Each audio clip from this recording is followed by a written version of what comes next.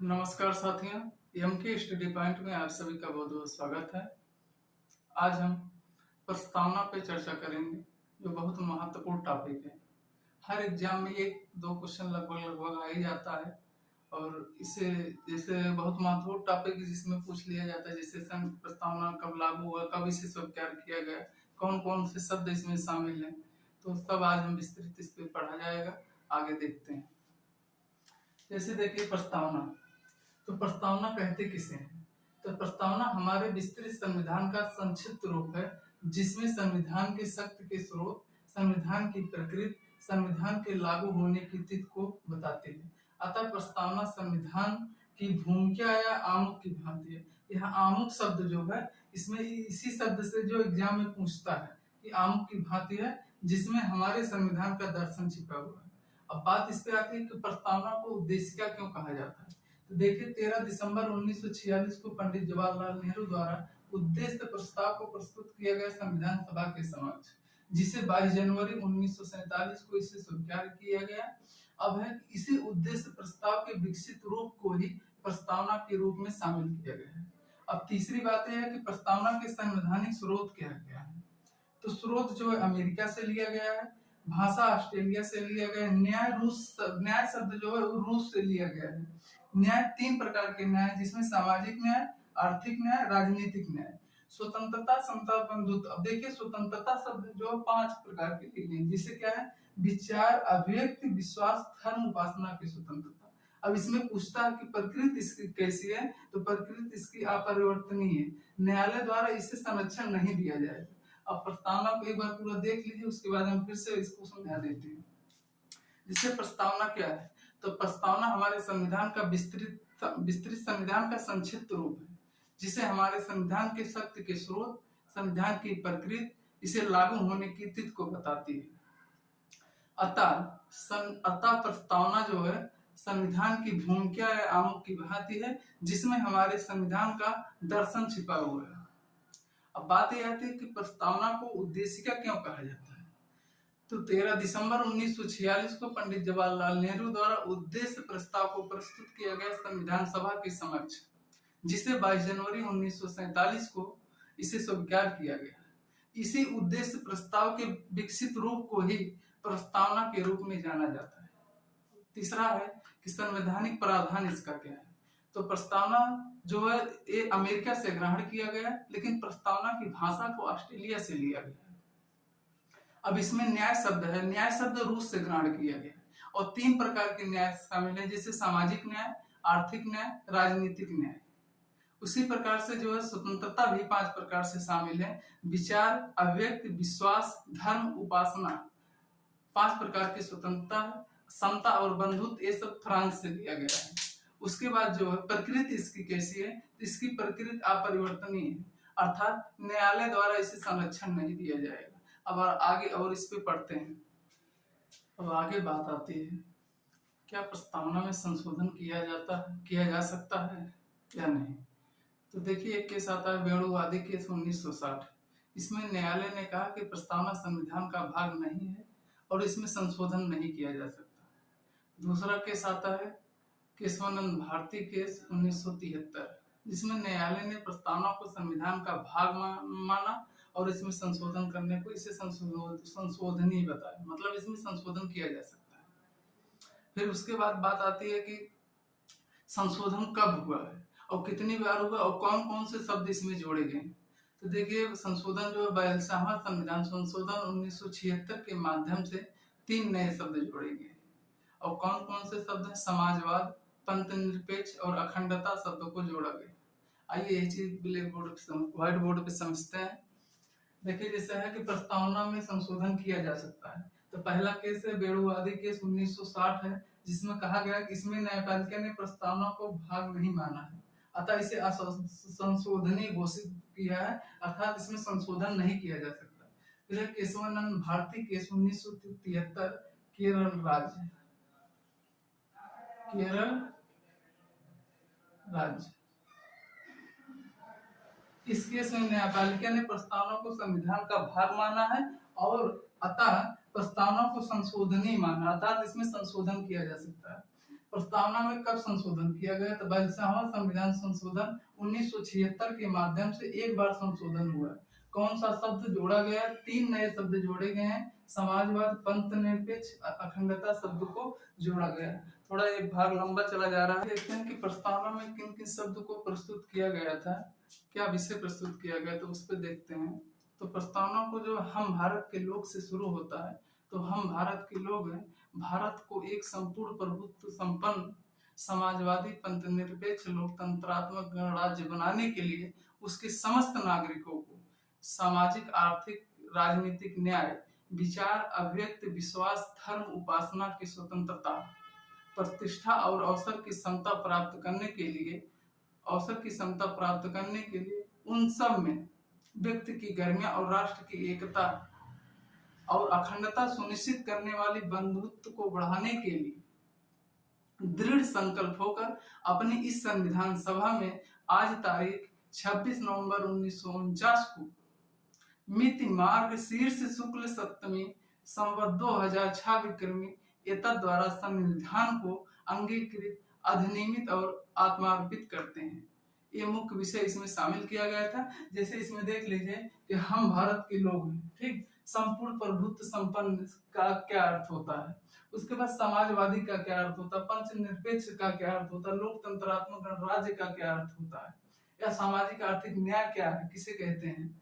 फिर उसके बाद विचार, अभिव्यक्ति, विश्वास, धर्म, उपासना की स्वतंत्रता, प्रतिष्ठा और अवसर की समता प्राप्त करने के लिए इस सब को क्या अर्थ होता है। उसके बाद देखिए कि एकता और अखंडता सुनिश्चित करने वाली बंधुत्व को बढ़ाने के लिए दृढ़ संकल्प होकर संविधान सभा में आज 26 नवंबर 1949 को मिति मार्ग शीर्ष शुक्ल सप्तमी संवत 2006 विक्रमी एतद द्वारा इस संविधान को अंगीकृत, अधिनियमित और आत्मार्पित करते हैं। ठीक, जैसे हम भारत के लोग हैं, ठीक, संपूर्ण प्रभुत्व संपन्न समाजवादी पंथ निरपेक्ष लोकतंत्रात्मक गणराज्य बनाने के लिए तथा उसके समस्त नागरिकों को सामाजिक, आर्थिक, राजनीतिक न्याय, विचार, अभिव्यक्ति, विश्वास, धर्म, उपासना की स्वतंत्रता, प्रतिष्ठा और अवसर की समता प्राप्त करने के लिए उन सब में व्यक्ति की गरिमा और राष्ट्र की एकता और अखंडता सुनिश्चित करने वाली बंधुता को बढ़ावा देने के लिए दृढ़ संकल्प होकर संविधान सभा में आज 26 नवंबर 1949 को मिति मार्ग शीर्ष शुक्ल सप्तमी संवत 2006 विक्रमी एतद द्वारा इस संविधान को अंगीकृत, अधिनियमित और आत्मार्पित करते हैं। ठीक, अब इसका एक एक करके आगे इसका अर्थ समझते हैं।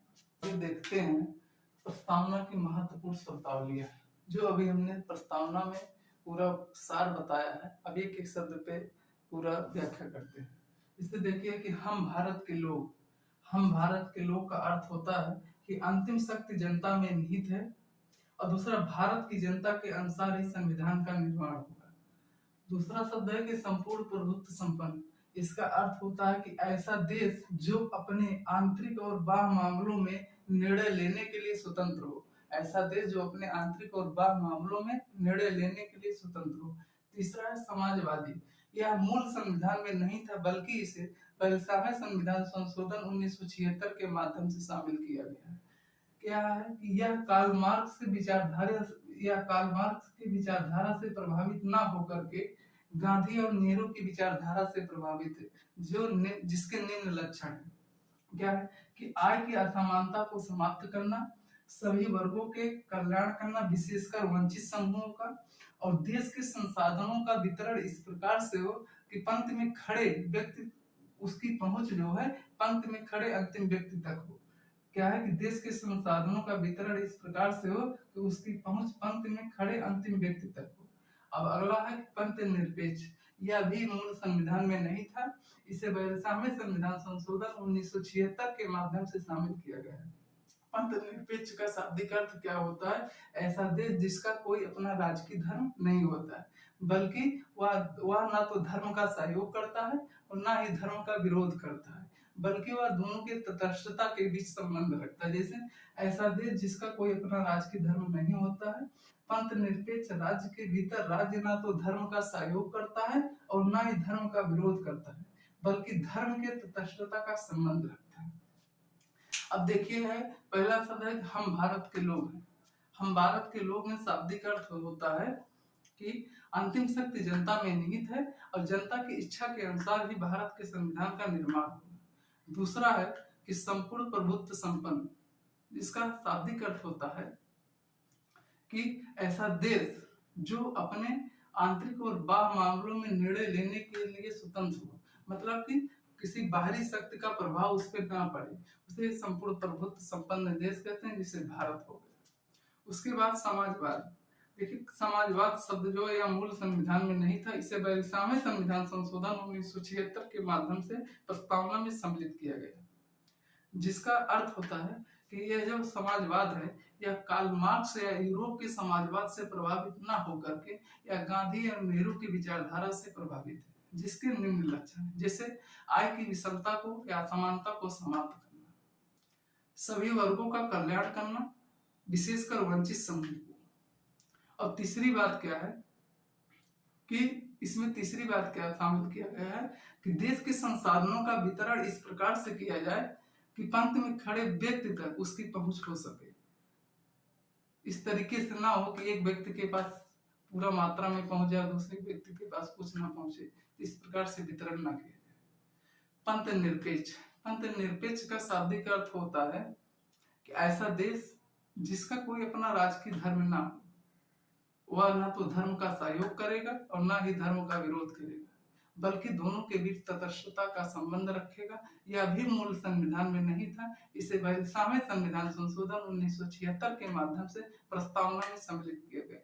3 शब्द जोड़े गए थे, बताए थे हमने पहले कि 3 शब्द जोड़े गए थे, एक समाजवादी, दूसरा पंथ निरपेक्ष, तीसरा अखंडता शब्द। एक पंथ निरपेक्ष हो गया, समाजवादी हो गया, अखंडता शब्द आगे है, ठीक। उसको भी लोकतंत्र का क्या अर्थ होता है। देखिए, इसमें लोकतंत्र का क्या अर्थ है, लोकतंत्र का आगे देखते हैं। तो लोकतंत्र का क्या होता है, अर्थ होता है कि जनता का जनता के द्वारा जनता के लिए शासन होता है। अब्राहम लिंकन के कथनानुसार कि जनता का जनता के लिए जनता का शासन होता है, इसे जो लोकतंत्र का अर्थ होता है, ठीक। उसके गणराज्य ये फ्रांस से लिया गया है, जिसका अर्थ होता है ऐसा देश जिसका राष्ट्राध्यक्ष वंशानुगत न होकर चुना जाता है, जैसे निर्वाचित होता है, ठीक, उसे जो है गणराज्य कहते हैं। अब उसके बाद न्याय जो है 3 प्रकार से बात किया गया था, जिसे एक है सामाजिक न्याय, दूसरा है आर्थिक न्याय, तीसरा है राजनीतिक न्याय। अब क्या है कि सामाजिक न्याय किसे कहते हैं, जो किसी सामाजिक कारणों से पिछड़ेपन का शिकार हो गए हैं, उसे जो है आरक्षण जैसी व्यवस्था दे करके समाज की मुख्य धारा में लाना, जैसे आर्टिकल 16(4) के तहत एसटी, एससी और ओबीसी को आरक्षण दिया गया है। दूसरा है आर्थिक न्याय किसे कहते हैं, देश के संसाधनों का वितरण इस प्रकार से किया जाए कि उसकी पहुंच लोगों तक समान हो। इस प्रकार नहीं कि अमीरी और गरीबी की खाई को बांटना है, ना कि इसको बढ़ावा देना कि अमीर अमीर होते जाए और गरीब गरीब होते जाए, इस प्रकार से नहीं। राजनीतिक न्याय क्या है कि सभी व्यक्ति को ऐसी परिस्थिति मिलनी चाहिए कि सभी व्यक्ति को ऐसी परिस्थिति मिलनी चाहिए कि उसको जो है सभी व्यक्ति को राजनीतिक पहुंच तक उसकी पहुंच हो, जैसे कि आर्टिकल 243D के तहत महिलाओं को पंचायत में आरक्षण दिया गया।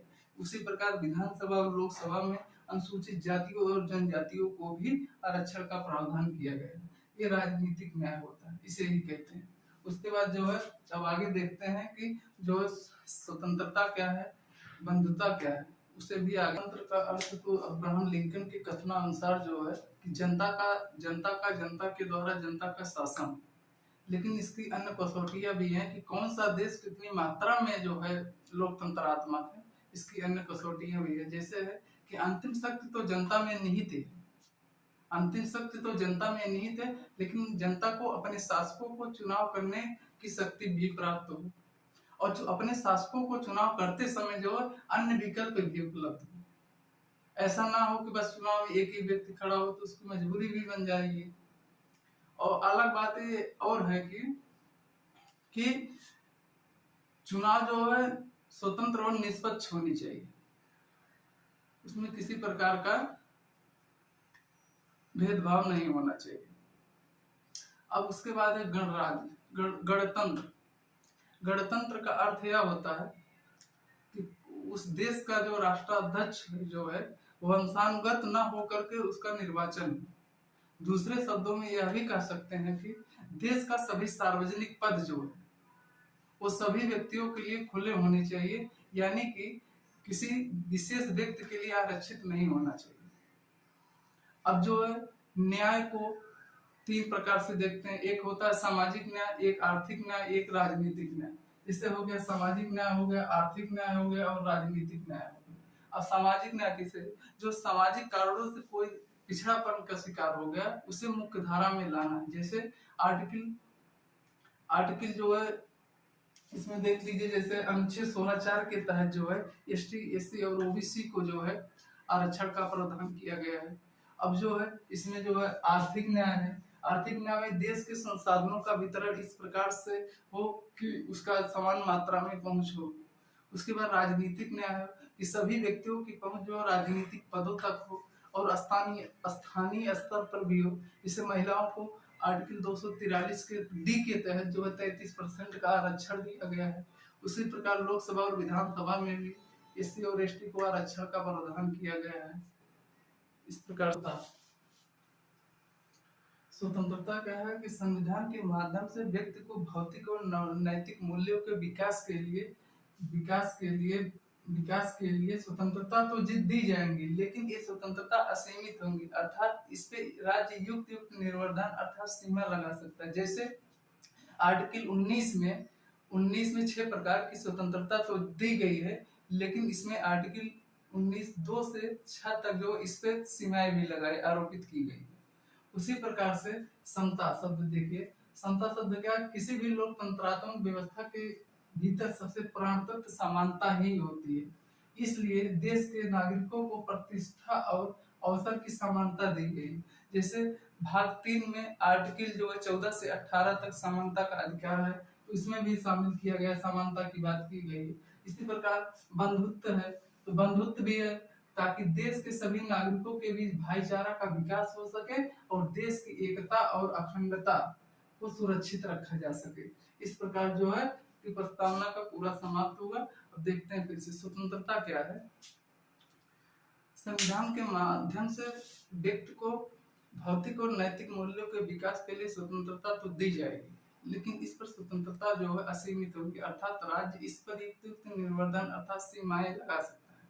जैसे आर्टिकल 19 में 6 प्रकार की स्वतंत्रता दी गई है, वहीं दूसरी तरफ जो है आर्टिकल 19(2) से 6 तक जो इस पर सीमाएं भी आरोपित की गई। और दूसरा है क्या है कि समानता है। अब समानता क्या है कि किसी भी लोकतंत्रात्मक व्यवस्था के भीतर समानता महत्वपूर्ण है, क्योंकि इसी के लिए देखिए जैसे प्रतिष्ठा और अवसर की समानता दी गई, जैसे आर्टिकल 14 से 18 हो गए। अब इसी में बंधुत्व, ताकि देश के सभी नागरिकों के बीच भाईचारा का विकास हो सके और इसमें भी एकता और अखंडता को सुरक्षित रखा जा सके। इस प्रकार से समाप्त हुआ आज जो है आपका प्रस्तावना।